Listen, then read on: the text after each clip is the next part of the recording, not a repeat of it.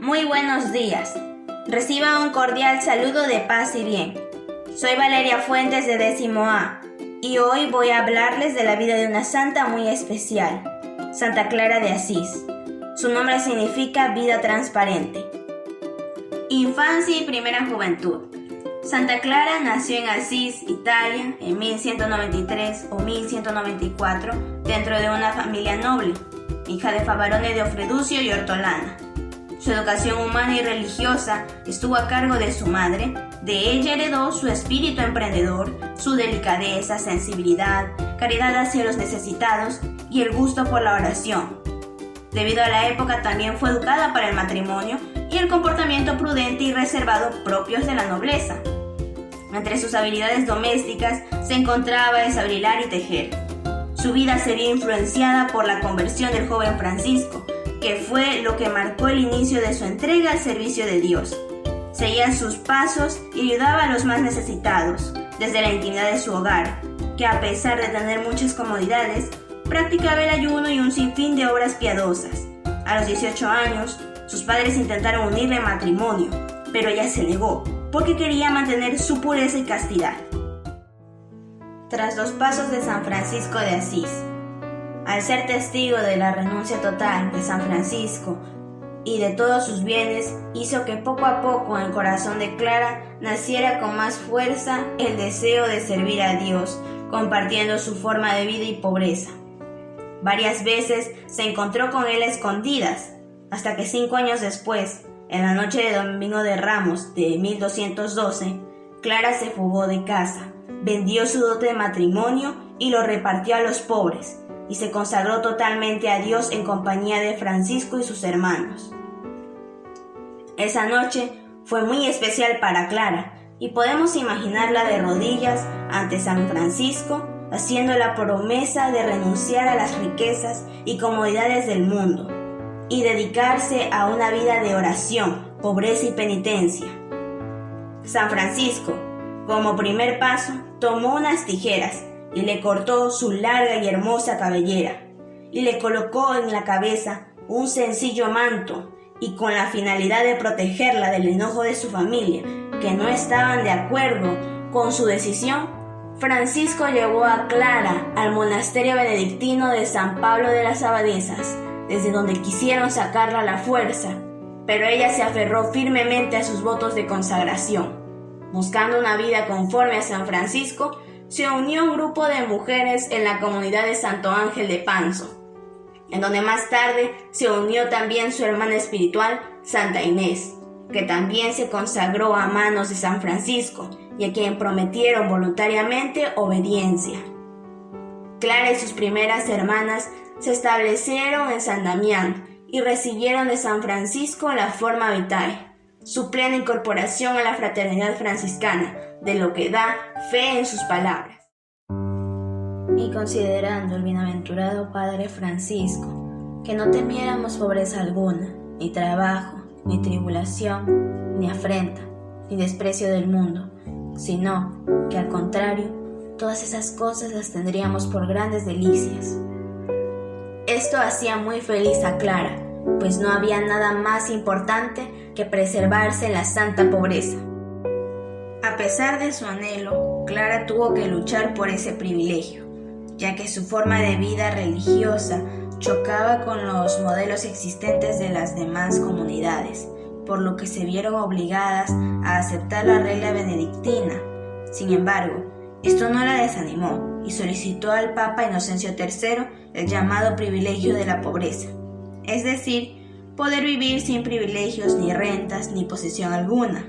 El Papa se lo concedió, pero el cardenal Ugolino, con la finalidad de proteger a la comunidad con terrenos y rentas que aseguraran su vida religiosa, redactó para ellas unas nuevas constituciones que no dejaron satisfecha a Clara, que buscaba conservar la espiritualidad franciscana.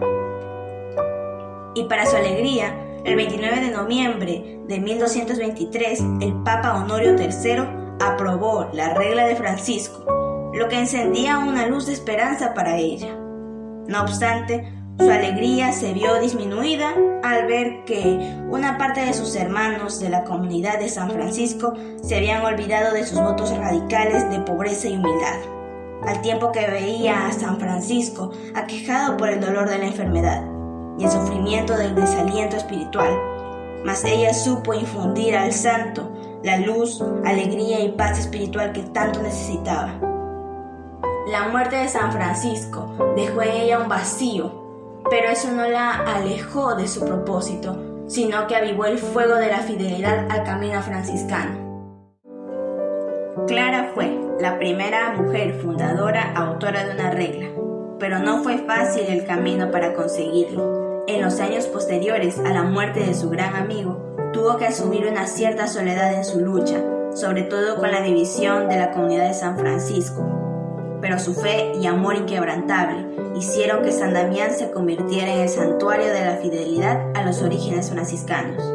La enfermedad apareció y se hizo su compañera, pero eso no implicó renuncia de su parte, sino que la ofreció a las huellas de Cristo crucificado, y una de sus alegrías en ese momento fue el ingreso de su hermana menor Beatriz y de su madre Hortolana a San Damián. Otros monasterios, a imitación de San Damián, empezaron a demostrar ciertas resistencias ante la flexibilidad de las reglas, y eso fue aprovechado por Clara para presentar al Papa su propia regla franciscana, la cual en septiembre de 1252 logró que el cardenal Reinaldo la aprobara en nombre del Papa como la regla de Clara. En su lecho de muerte, ella recibió el pergamino original de su regla para la Orden de Hermanas Pobres. Muerte y glorificación. Santa Clara estuvo enferma 27 años, soportando todos los sufrimientos de su enfermedad con paciencia heroica, hasta que el 11 de agosto de 1253 muere en San Damián y es enterrada en la iglesia de San Jorge en Asís. En 1255 fue canonizada en la Catedral de Anagni y en 1260 sus restos fueron trasladados a la basílica que lleva su nombre en Asís.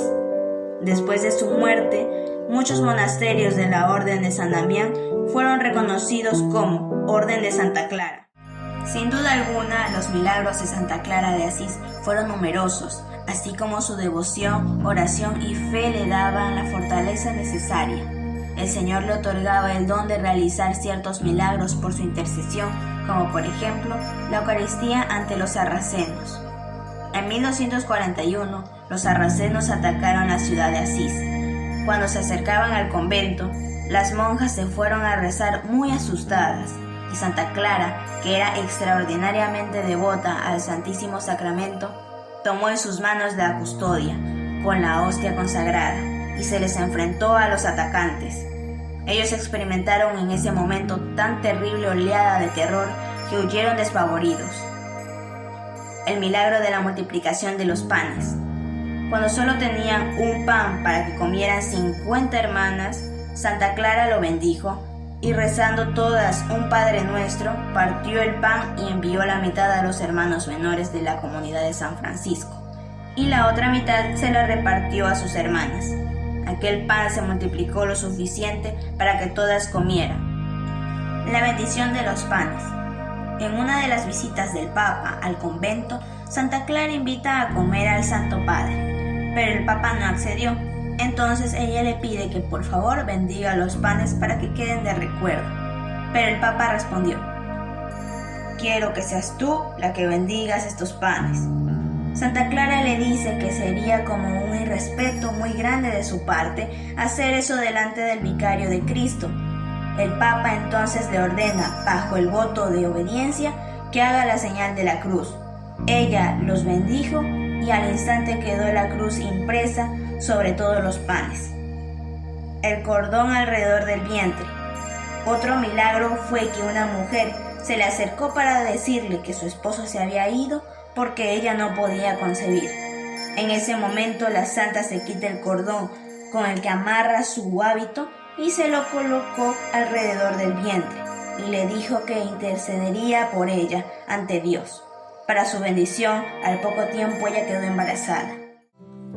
Entre Entre los principales escritos de Santa Clara, en su calidad de abadesa, madre y fundadora, tenemos el testamento y la bendición a sus hermanas, que consistía en la expresión de su legado, su gratitud a Dios y San Francisco, su profunda fe y amor a la Iglesia, así como también la bendición a todas sus hermanas presentes y futuras, cuyo deber es preservar hasta el fin, en todos los monasterios de su orden, la lucha por el seguimiento de la pobreza y humildad de Cristo. Además, también consta 4 cartas a Santa Inés de Praga y su regla para la orden de hermanas pobres. Entre sus virtudes espirituales podemos destacar su pobreza, humildad y constante vigilancia en la oración, su penitencia y caridad hacia los demás, su tenacidad y lucha que jamás le permitieron darse por vencida, viviendo la verdadera alegría en medio de la pobreza y sencillez.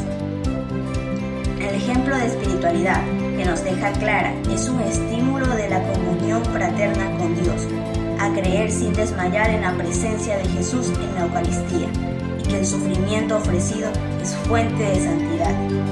No es fácil ser santo, es un camino lleno de obstáculos, pero cuando queremos alcanzar algo que es muy valioso para nosotros, hacemos un sinfín de sacrificios hasta conseguirlo.